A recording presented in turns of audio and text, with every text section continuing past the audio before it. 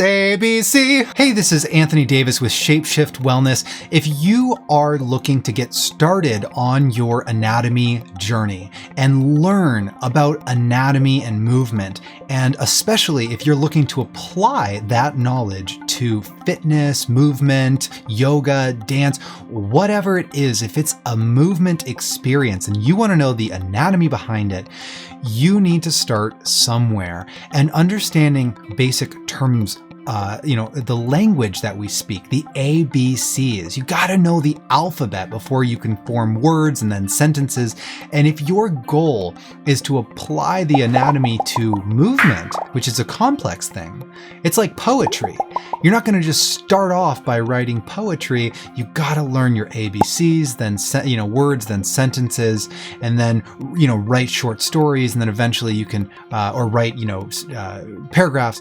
You get the idea. So here we're going to learn terms, things like how do you describe what's up, down, inside, outside, right? Front, back, things like that. We use fancy terms for them when we're talking about anatomy. What kinds of motions can the joints do? Lateral flexion, extension, those kinds of things.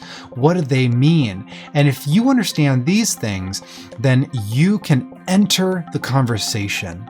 You can start to understand when people are talking about, externally rotate this joint, or, isometrically contract this thing. What do those terms mean? And instead of getting caught up in the term and getting lost and having a ruined experience, you can better understand and be part of the conversation. This is the first step to understanding anatomy. I have taken years of formal education. I'm currently on my final year, completing 2 degrees, both my master's in exercise science at Concordia St. Paul and my Doctor of Chiropractic degree at Northwestern Health Sciences University. And needless to say, I have taken too many anatomy courses, and you don't need the level of complexity that is offered in a proper college course.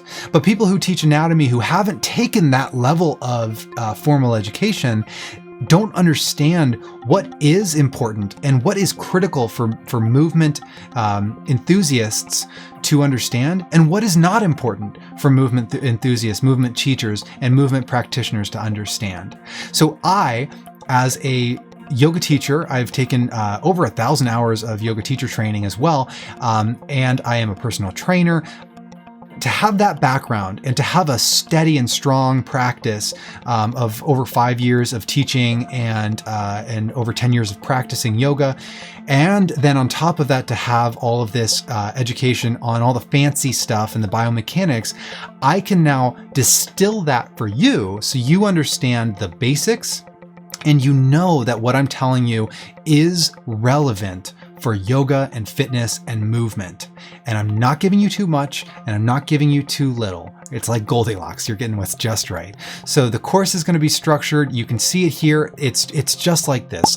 Most of it is me talking and explaining things. I've made wonderful PowerPoints, which you can see right here. And I walk you through step by step. The course is structured by, you have my notes. You can download them, take notes on them, whatever. I give video lessons, you get quizzes, you can leave comments and ask questions, and you can be part of this experience and have an interactive discussion as you learn. I hope you'll join me on this first step to learning and applying anatomy to your movement and yoga and fitness journey.